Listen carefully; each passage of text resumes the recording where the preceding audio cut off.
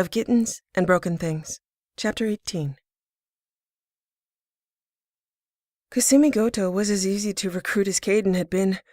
All Al had to do was say hello.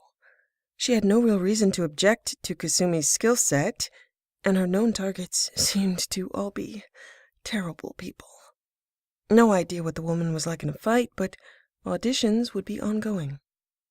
Kiris Tanavat was also easy. Not talkative. She was an Asari commando, had worked with Liara. She volunteered and asked Liara to make an introduction, and if more people did that, Lal would be very grateful. Morden had stated that he believed his seeker deterrent was ready for testing, and that meant a serious first shot at a mission, so she needed to study her options. Garrus did find a way for them to meet, a time-consuming shell game of her checking into one place with a body double already inside, who stayed inside and ordered room service while she went to another place, providing proof that Commander Shepard left where she entered. Back exit, shuttlecraft, hood and mask, all very serious. It was tiring and a reminder of the stupid fight instead of the real fight. She wanted to get access to room service herself. She would avoid creating a pattern even in room service. She wouldn't develop favorites. She'd seek out variety.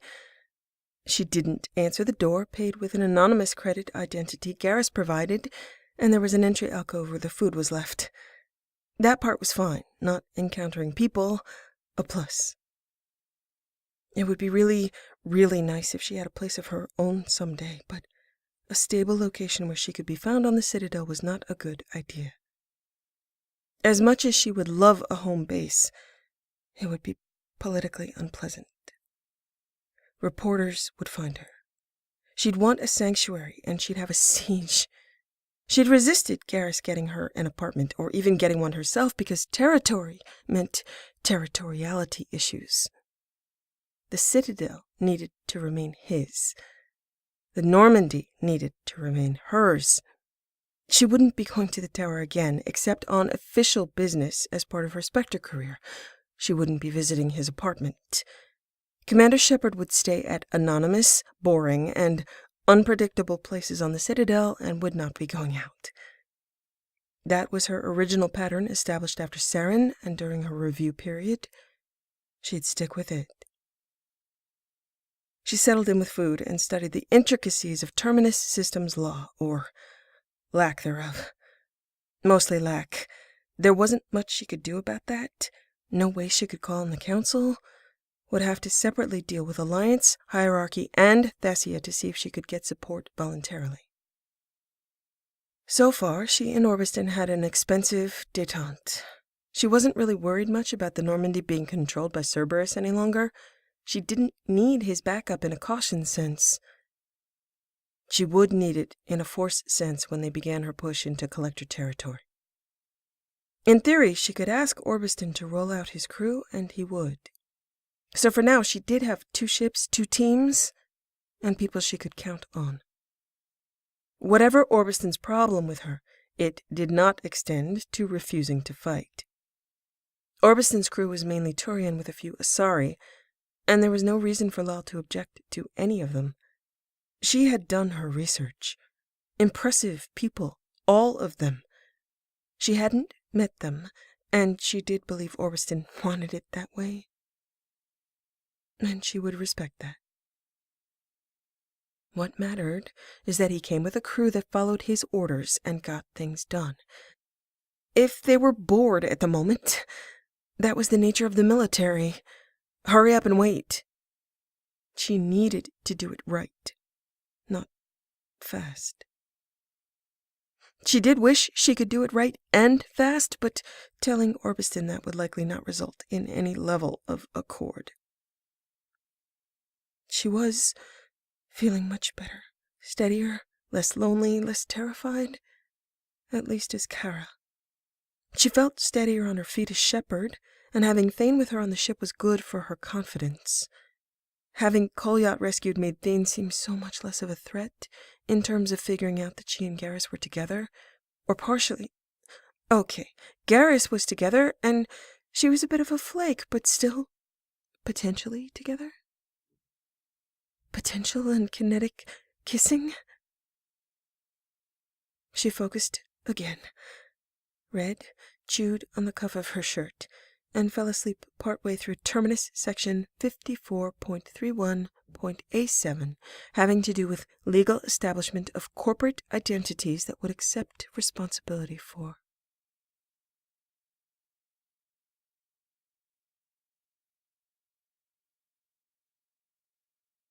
Garrus had done some work in gradually altering the patterns of his life. Despite his insistence on staying with and being with Kara, he knew intellectually that he couldn't. He just did not emotionally or physically get it. But if he vacated his position, the Citadel would start to metaphorically wobble on her axis and then begin to shake apart as a resource. He didn't grant himself that much importance, but he did grant all the information Kara had given him to be that important.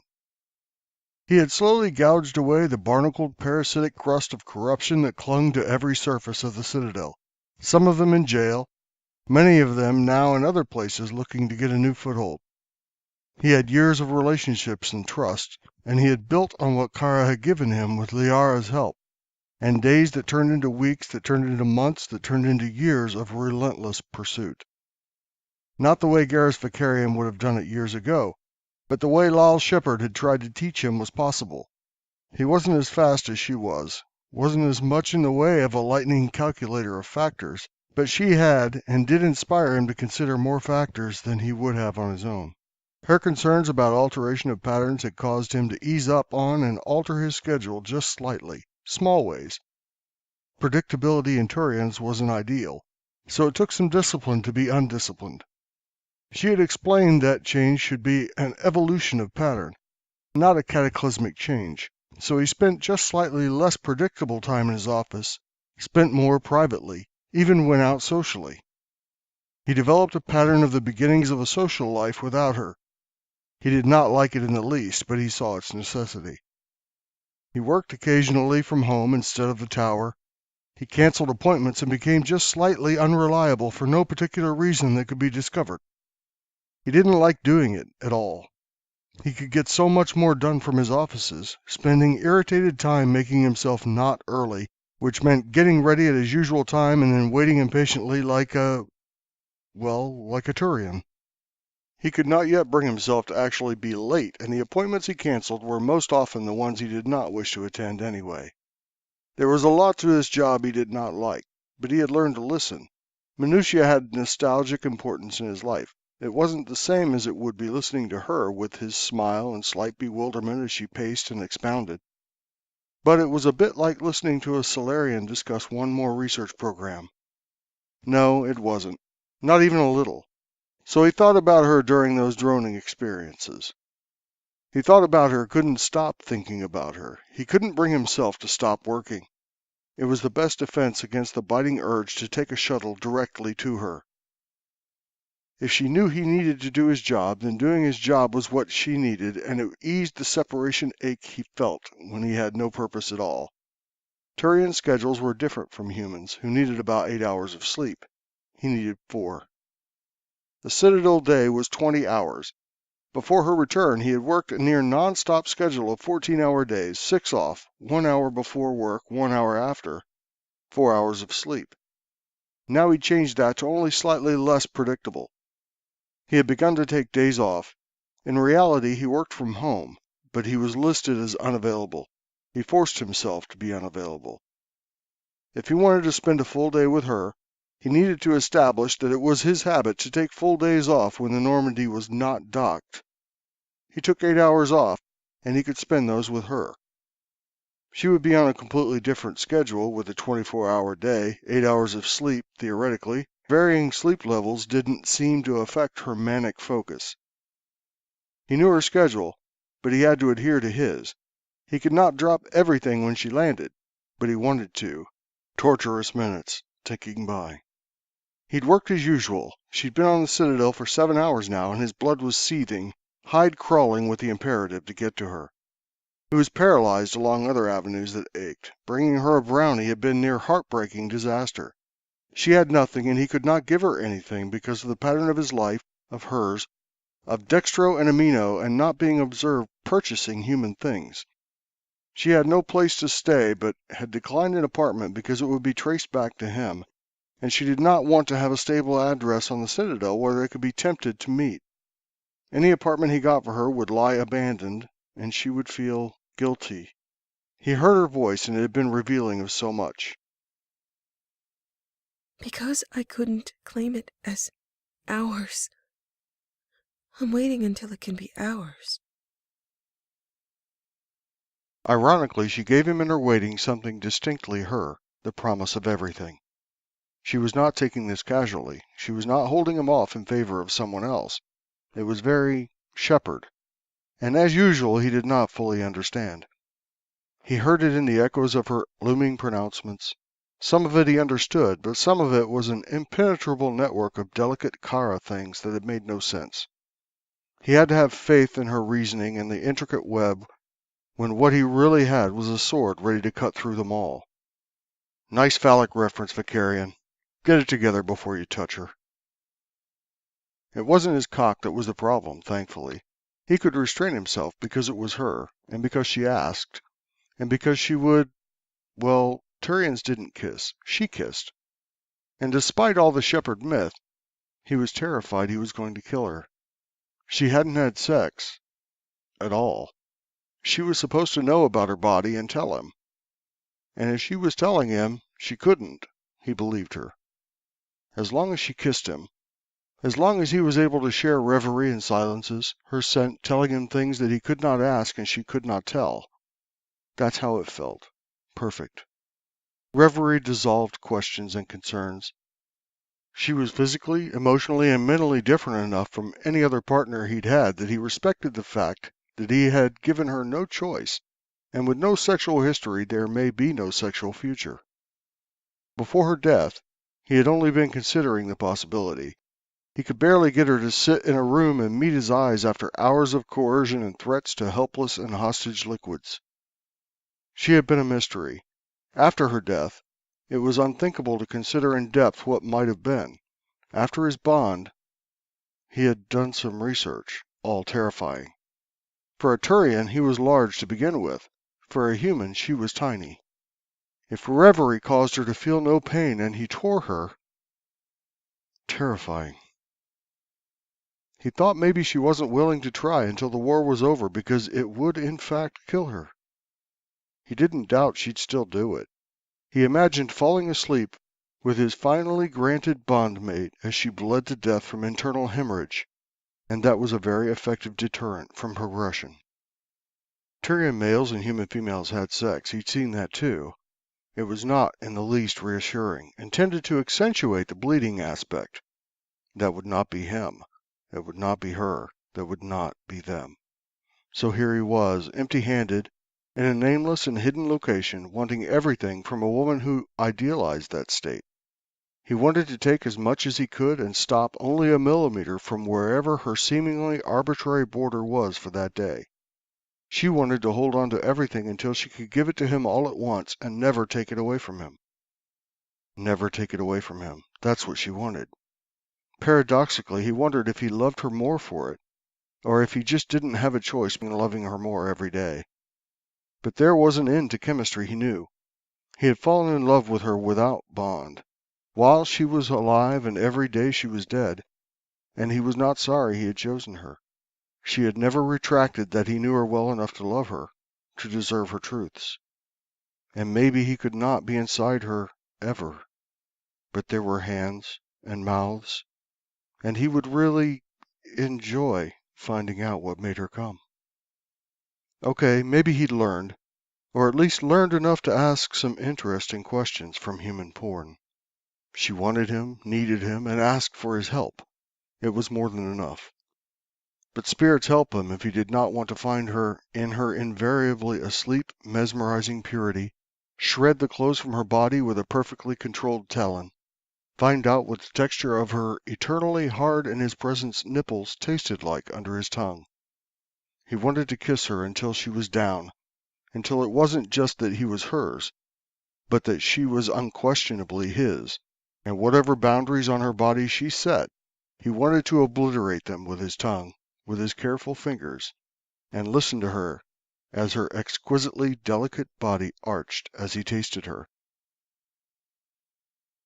And now his cock was a problem.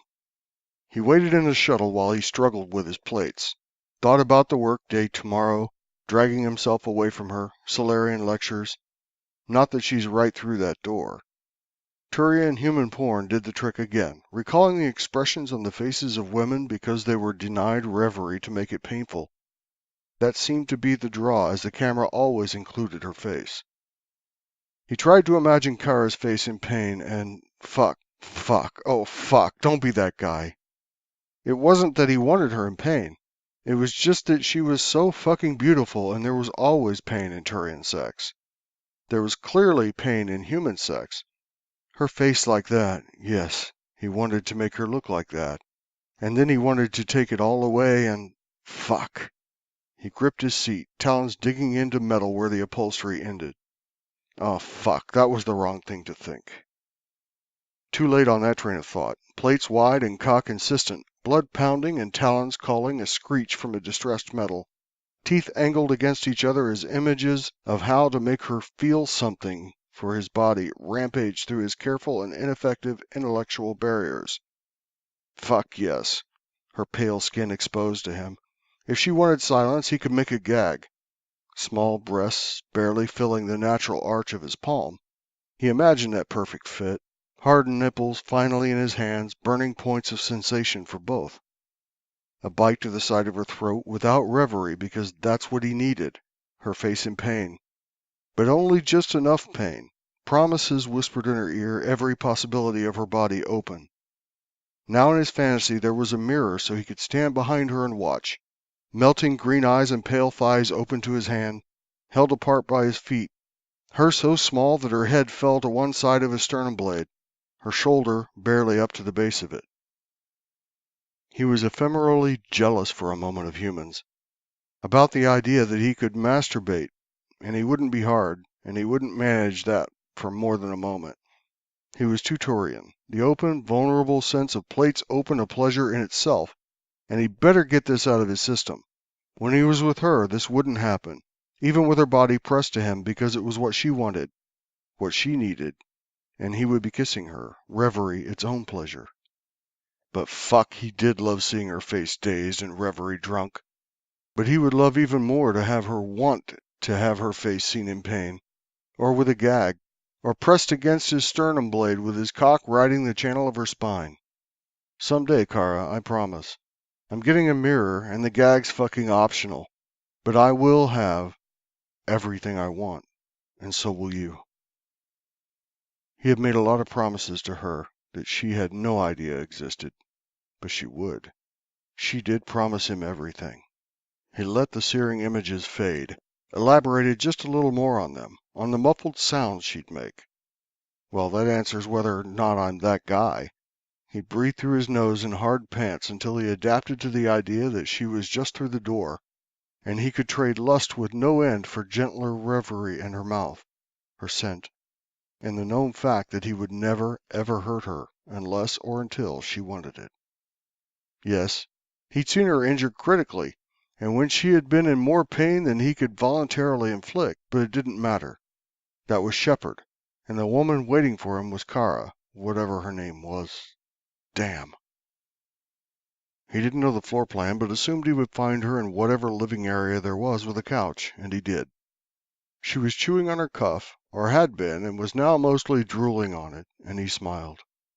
He had no luggage, brought only himself, shrugged off that he brought nothing but empty hands, and so far empty fantasies, but accustomed himself to shared Kara space, which had different rules, same way that there were careful protocols for working in a vacuum. He pulled her arm away from her mouth, and she made a soft protest. His smile deepened. He twined her fingers in his, contrast and size always a mundane marvel. He knelt down by the side of the couch and trailed the fingers of his other hand through her hair until she turned toward his hand in her sleep and said, Hmm. and he was lost. She opened her eyes and looked at him, and her smile made him sure he made her feel for him. No doubts as she scrambled up on her knees, took his face between her hands and kissed him. He stood and lifted her up with him for the excuse to have her suspended in his arms, held as though she were nothing, cherished as though she were everything. He didn't need words or fantasies or thoughts. The warm welcome of reverie took them both. They'd spoken every day. He had no questions that couldn't be asked later. He would. He had some. About Russ and about Thane and her careful reassurances that could be misdirection, but not right now. When he felt he might be causing her ribs to crack from his holding her, he lowered them to the couch with him in a sitting position. Then lying down, his sternum blade retracted so she could lie flat against him, the ridge between her breasts, her height compensated for. She could kiss to her reverie-soaked content and his, her mouth on his hide, her fingers on the base of his fringe, and his hands on her waist, her back, her hair, and they were perfect together.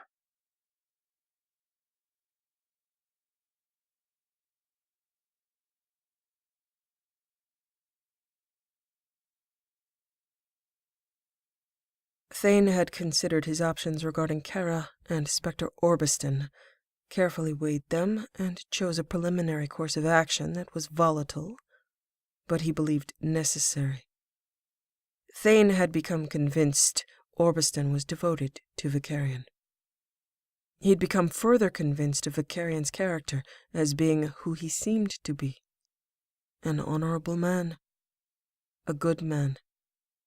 Thane had few ways to motivate Orbiston, but he was concerned that if Orbiston disapproved once more within Kara's hearing or vision, he would possibly do physical harm to the Turian. Thane waited outside the Normandy's airlock until Orbiston left the ship. "If you please, Spectre Orbiston, I would like a word." Russ pulled up, stiff and suspicious, eyes narrowed and arms over his chest. He did not say yes. He had had about enough of the Drell and Shepard, and they could both go fuck themselves. Or each other. He did not care, but he did not want to hear about it. Thane waited for the polite acknowledgement of civil conversation, but did not get it. So he said, "I would prefer to speak here, where we have little chance of being overheard. I am concerned about your integration into the squad dynamics on the Normandy. You are accustomed to your own command and perhaps are not suited to following another Spectre's orders. Perhaps you should take the opportunity to leave the mission before you compromise it." "I am here on counselor orders, and it isn't up to you to decide what my mission is." "You could perhaps assure Counselor Vicarion that your presence is no longer needed on the Normandy. You could also opt to shadow us from your own ship. And then you and Commander fucking Shepard can do whatever you want without Garrus hearing about it. Is that the concern? Don't worry, I'm not about to tell him that Commander Shepard is warming up to fucking someone who is likely to slit her throat for the cash once he gets tired of her." "Your assessment of my character is of no interest to me, but your attitude toward your commanding officer is. I will give you one warning to moderate your behavior and language regarding Commander Shepard, after which I will not consult you regarding your removal from the Normandy." Thane's eyes hardened, and Russ was impressed. Not many things impressed him. He was impressed at being impressed. Damn. The plate at the back of his neck tightened in an atavistic tingle. Russ moved his hands down to his sides, talons out, very carefully, not exhibiting overt biotic flair, but obviously threatening. He was penned in. He couldn't explain why he was so pissed off, but he was definitely curious about the removal part, as he said. "Really? Already tired of me and ready to slit my throat? How much am I worth?" At the moment, you represent a negative value that impacts the mission and Commander Shepard's ability to complete it. That is sufficient for me to take action. If you are curious, there are several things an assassin accustomed to slitting throats could do. Many of these things may be set up to occur in a cascade. If you attempt to do me any harm, or question Commander Shepard's authority again, you are in love with Counselor Vicarian, and have been for the entirety of your adult life since changing your name from Yansuk. Russ's spine went cold. His subvocals began a threatening growl, but the Drell gave no sign of hearing it as he continued after a moment of allowing his statement to sink in. Russ didn't try to deny it. I do not like or dislike you, but I do find your behavior an obstacle to completion of a task I am committed to, and your treatment of Commander Shepard abhorrent and beneath you. I will warn you once, as a courtesy, that you do not understand the circumstances in which you find yourself, and your behavior is something that would shame you if you understood.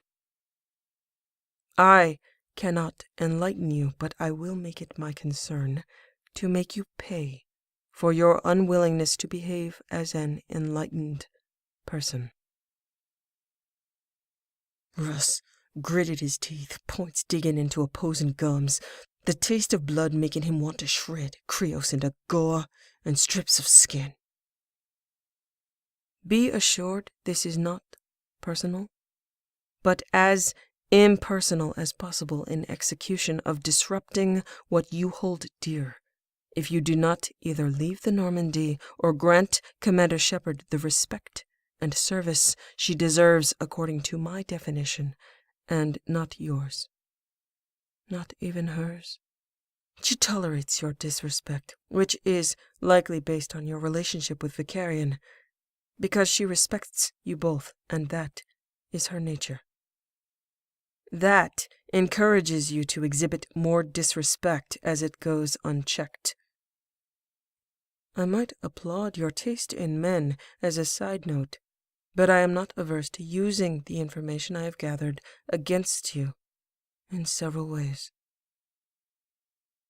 Counselor Vicarian's political position becomes more and more precarious. If a rumor from a credible source were to circulate that Spectre Orbiston was the person Counselor Vicarian bonded to in secret, it would provide a distraction from the rumor that he is bonded to Commander Shepard. Another dramatic pause. Involuntary blue flare from Russ's hands that Thane ignored, either unconcerned about Russ's reaction or willing to allow that cascade to take place. Russ didn't consider for a moment that this was about respect. It was about the Drill being able to control him.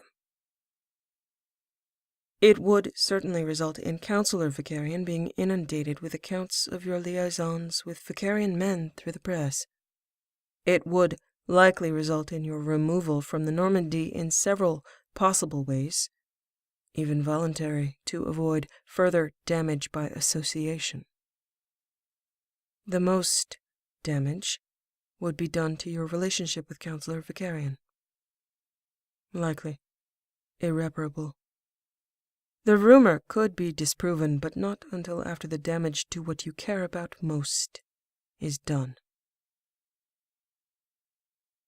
The blue faded from Russ, and he felt the solid trap close. He could leave. He could leave right now. One look at the assassin and he knew he wouldn't. The Drell knew he wouldn't. It was just an option in a fucked-up shell game that meant he had one choice. Kiss up, fall in line, or do the opposite of what he needed to do here, which was to preserve Garrus's options, keep him informed, and keep his cold bitch of a bondmate alive, whether she deserved it or not. with her spending her free time with a bloodless drill assassin in his quarters or in exclusive conversation in the galley every day. He hadn't said a damned word to Garrus. What could he say?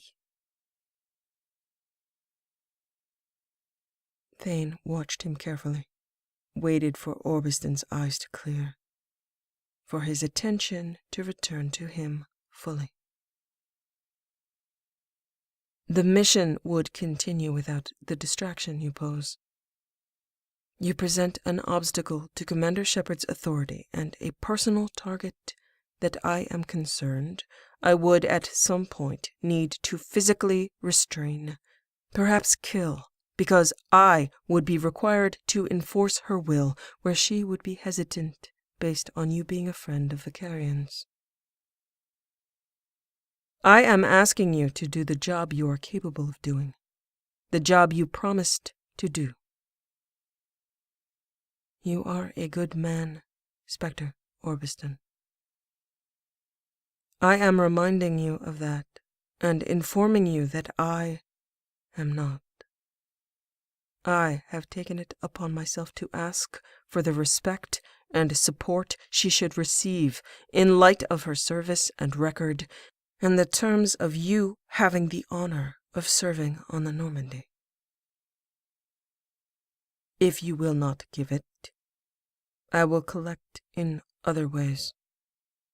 The effort of respecting a woman who deserves it will be less than managing the damage I can do to your life if I am displeased.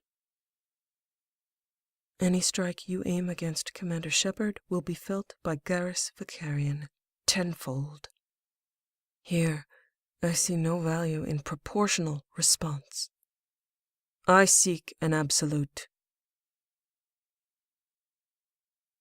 Thane would never start that rumor because it would destabilize both Kara's and Vicarian's position in the backlash and would distress them both. Garrus Vicarian was not a fool. He likely knew Orbiston was in love with him, yet he still assigned him to the Normandy at Kara's side, and Vicarian would have done that in good faith, not in an effort to harm either of them. If Orbiston would not respect either Vicarian's direction to watch her or Kara's authority, Thane would intervene to enforce both directives. Orbiston believed Thane to be without morals. Therefore, this would be a credible threat from his point of view. Orbiston had few options. Confront Vicarian, and Orbiston would be removed from the ship because Vicarian would realize Orbiston was too much in love with him to follow his Ava. Confront Kara, and Orbiston would be faced with voluntary discharge from duty without explanation. Thane needed a muzzle on Orbiston's tendency to question Kara's authority. Threaten Orbiston directly, and nothing would result from that. Threaten Vicarian, and Orbiston would wear that muzzle willingly. In reality, if the threat were made real, Thane imagined Vicarian would weather the accusation of being loved by Orbiston by restating his devotion to his friend and moving on. Orbiston, however, did not know that, and each interview with his past and current lovers weighed heavy on his mind as intended. As it would not happen, repercussions need not be considered. All Orbiston need do would be to imagine the damage done to Vicarian's position, and it would be sufficient motivation for him to reconsider his attitude. If he did not try to kill Thane immediately for making the threat. But Orbiston was a good man. And killing Thane was not that easy, and would, in theory, create a cascade of thoughtfully damaging actions. Russ thought very carefully, relaxed his hands, let the blue fade, wiped blood from his jaw, glared at the Drell, who seemed to regard Russ as he would a flower arrangement. Russ wanted to ask a lot of questions, but could not, either to protect Garrus or protect what he already knew about Garrus and Shepard that the Drell either didn't know or pretended not to know. There was no fucking doubt that if he'd researched Russ that well, he knew about Shepard and Garrus. Russ had a disorienting twinge that came from the Drell's use of social distraction. Was the big, bad, evil Drell being used by Shepard to be a distraction? What the fuck was going on here? He couldn't ask Garrus. He could only protect him. He didn't believe that this was about caring for Shepard. Karen wasn't in this evil fucking thing, watching him with disinterested eyes while discussing, casually eviscerating everything he lived for while destabilizing government because Russ wasn't fucking nice. Russ also wanted to point out that Thane didn't smell like Shepard either, and none of this shit made any sense. How did that bitch manage this? Did she have some kind of fucking pheromone, or was she using Thane to get what she wanted, asking him to make these threats? They weren't fucking, and Russ knew it because maybe humans or Drell don't know that sex gets in the blood, in the skin, and not just the clothes. Russ told him. All right. I'll do my job. She'll have my surface respect, something you had to threaten from me, not something she earned. You are incorrect. She has earned it. Provide obedience, or the appearance of obedience. I will be watching, and my terms are not as forgiving as hers. You don't mind that I have no respect for you, right? Thane's smile was thin. Not at all. However, as my purpose is unit cohesion, please express your disrespect privately and do not bother her with it. I also would not care for repeated rumors from any source that originated from you. Your dislike is distinct and not difficult to discern in its character. If you require an outlet, I would make an excellent, if bored, audience to the displeasure you find relevant. If anything happens to Garrus Vakarian that I can trace back to you,